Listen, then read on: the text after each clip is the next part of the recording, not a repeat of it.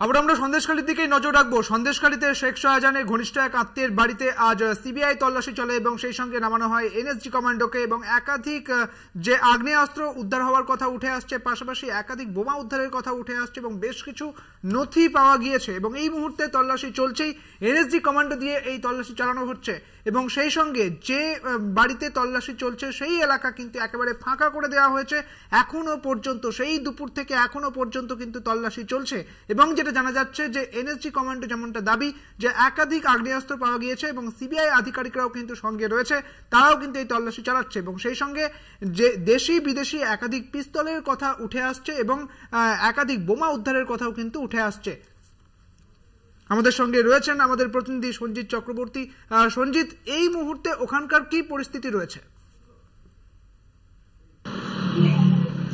দেখো, প্রায় 4.5 ঘন্টা কেটে গেল। এনএসজি কমান্ডাররা আজকে বিশেষ করে যখন আছে এই বিশেষ করে যেটা আজকে 7 সকালে যখন সিবিআই আধিকারিকরা সিআরপিএফ এর নিয়ে যখন এই ঘনিষ্ঠ শেখ শাহজাহানের যে আছে আবু তালেব মোল্লার বাড়িতে আসে, তার আগে কিন্তু সরবরি আগাহাটি গ্রাম পঞ্চায়েতের সদস্য যে শফিকুল খান, তার সঙ্গে কিন্তু সিবিআই আধিকারিকরা তার কাছে এসে তার নাম জিজ্ঞেস করে এবং নাম জিজ্ঞেস করে তখন তার এই বাড়িটা চিহ্নিত করা হয় এবং বাড়িতে যেটা দাবি করা হচ্ছে বেশ কিছু দেশি বিদেশি যেমন আগ্নেয়াস্ত্র উদ্ধার হয়েছে, পাশাপাশি কিছু বোমা উদ্ধার হয়েছে, তারপরে বুলেট উদ্ধার হয়েছে।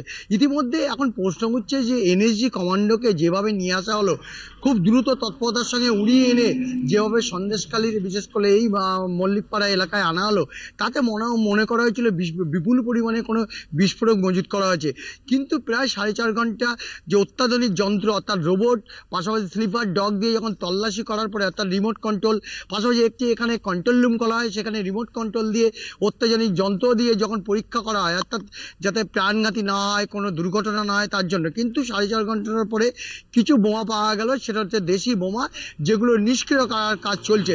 এখনো পর্যন্ত কম উচ্চ সম্পন্ন 2টি বোমা মৃদু আওয়াজ হয়েছে, বাকি 2টো বোমা তার থেকে একটু উচ্চ সম্পন্ন বোমা, সেগুলোকে নিষ্ক্রিয় করা হয়েছে। প্রশ্ন উঠছে তাহলে কি এত দ্রুত যেভাবে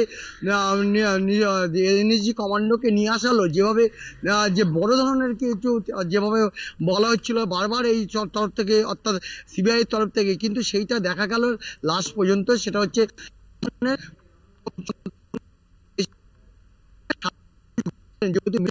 এলাকার প্রচন্ড জল মাছ চুরি করতে।